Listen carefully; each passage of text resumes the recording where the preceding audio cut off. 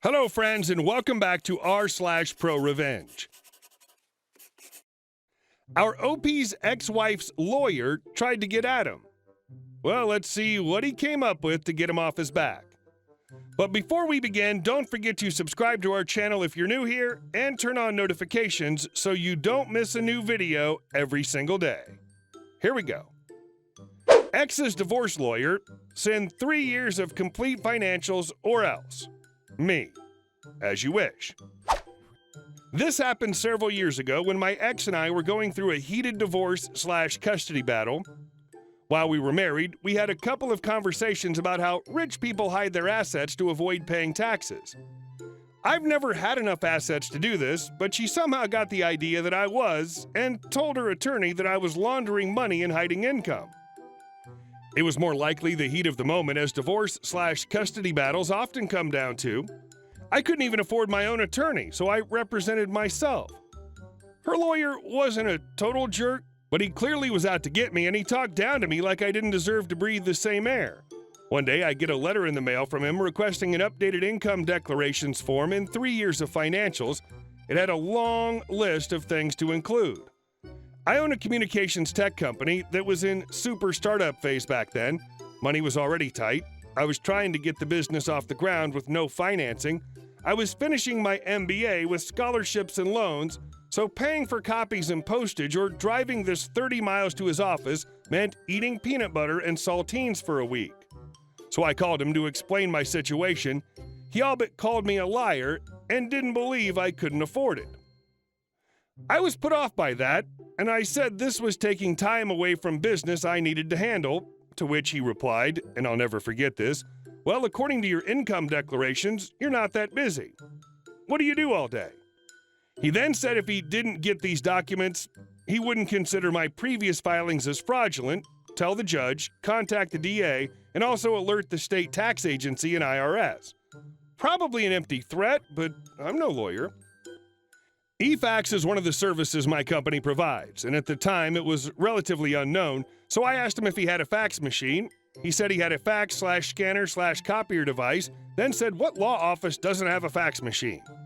And suddenly I got an idea.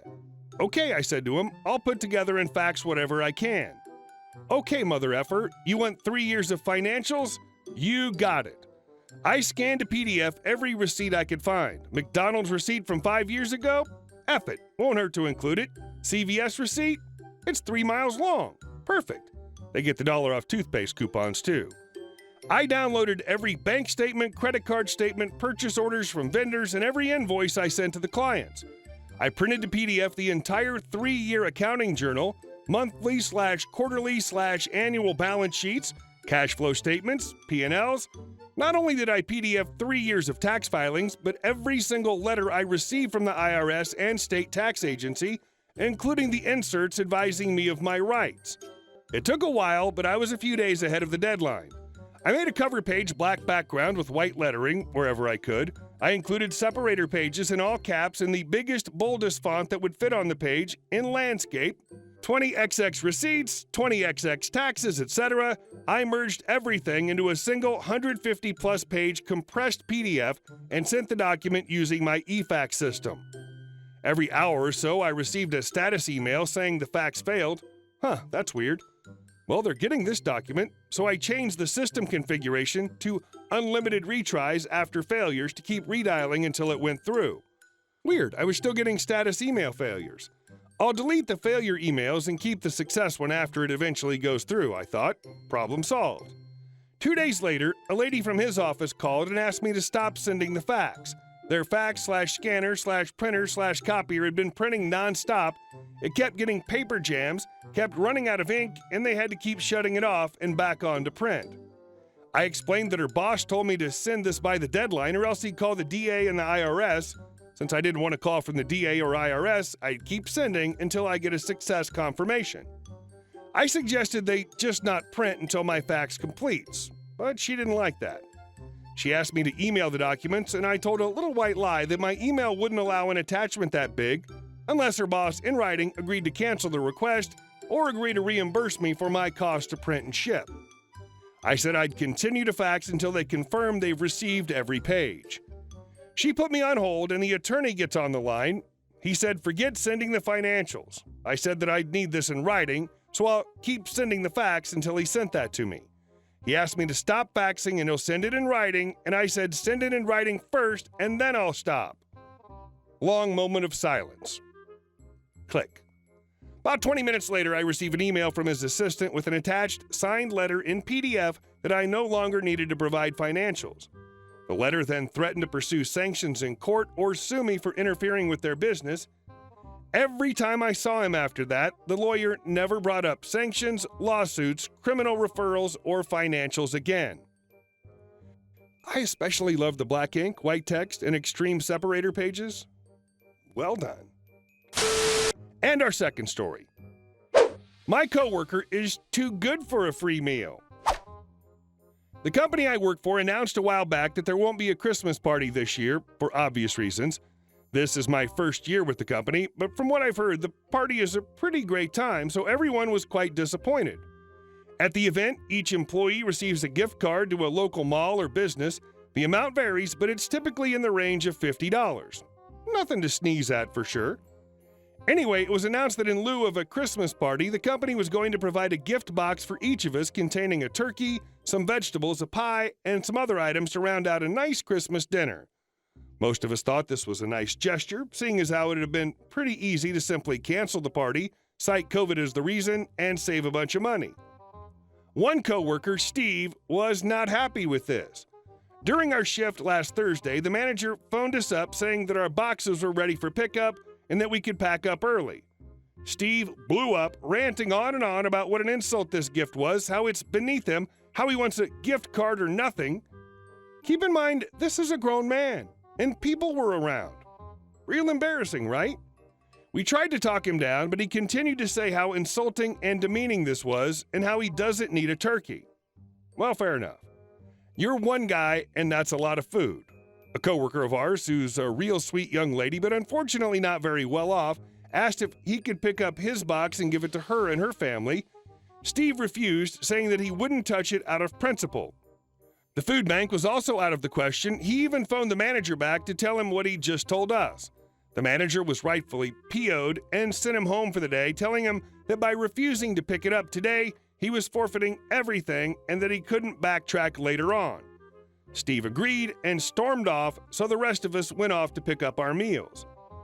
A bit of an aside here. Out of the 4 of us on the crew that day, 2 of us had been forced to go to the food bank at least a couple times in the past few years, so listening to this guy go on about how a free meal wasn't good enough for him had us rather angry, especially considering the state of the world right now. Back to the story. We showed up at the shop and the gift box blew our expectations out of the water. A 22-pound turkey, bags of vegetables, an apple pie, stuffing, gravy, and cranberry sauce, all locally grown and handmade, complete with a baking tray, meat thermometer, and instructions on how to prep and cook everything. For the icing on the cake, tucked into the corner of each box was the $50 gift card that Steve was ranting on and on about. Steve's gift box, complete with the gift card, ended up going to the food bank after all. That's awesome. Make sure all of you discuss what you bought with your gift cards when you're back near him. And our last story. Threaten my son, lose your money. I left my ex-husband with our then 5-year-old son when we were going to be evicted as a result of his gambling and addiction issues. My son and I ended up living in a friend's dining room and stayed there for about 6 months until we moved into a room of our own. About 3 months after we'd left, I took my son back to visit with X. When I picked my son up, I saw a state lottery bag in X's car. X had won a pretty big lottery award a few years before, which just fueled the gambling addiction, and he ran through it in a couple of months. So I recognized this as a swag bag you get when you're a big winner. When my son and I got back to my friend's place, I did some digging and found X had won about $250K 2 months to the day after my son and I had been forced to move. We were still married, and no one had filed for divorce yet. About a week before, I also found out that he had a new girlfriend who he was conveniently seeing while we were still living together. That'll be relevant later. I confronted him and told him I didn't even want half, just wanted enough to get my son and I settled and start over, but he was furious I'd found out and threatened to take my son as I couldn't afford to take care of him, and now he could. I was understandably upset and was freaking out to a friend right after the confrontation. Now, my ex had 2 kids with a prior ex to whom he owed thousands in back child support. My friend just asked, "What's her number?" I was still sobbing and shaking and gave it to her. My friend called and said, "Hello, prior ex. This is OP's friend. Just thought you'd want to know ex-husband just won $250K in the lottery. Have a nice night." Prior ex immediately called me to see what that was about. I told her what had happened, and we came up with a plan. I was meeting one last time with ex, who agreed to pay off the title loan on my car that I'd taken out to pay our rent while we were still together. I was to meet him at the bank, he'd give me the cash, and I'd take the cash to pay off the loan. As soon as he handed me the money, I texted prior ex the name of the bank. She filed a garnishment, and very soon after his accounts were frozen, he texted me furious. I told prior ex, and I just said, "You threatened to take my son because I didn't have money to take care of him, but you did? Now you don't." Prior ex ended up getting what was left. This was a month later, and only about $90K was left, and the court made new girlfriend pay prior ex the money ex had given her for rent and for various gifts, which prior ex then sent to me. Not much, but a huge help when you're starting over. It's been almost 5 years now. New girlfriend is still just girlfriend, even though they got engaged before I even knew she existed, and again before anyone filed for divorce, and she utterly despises me and prior ex. We're both cool with it. He got exactly what was coming to him. Hey guys, thank you for watching the video. I'll see you in the next one.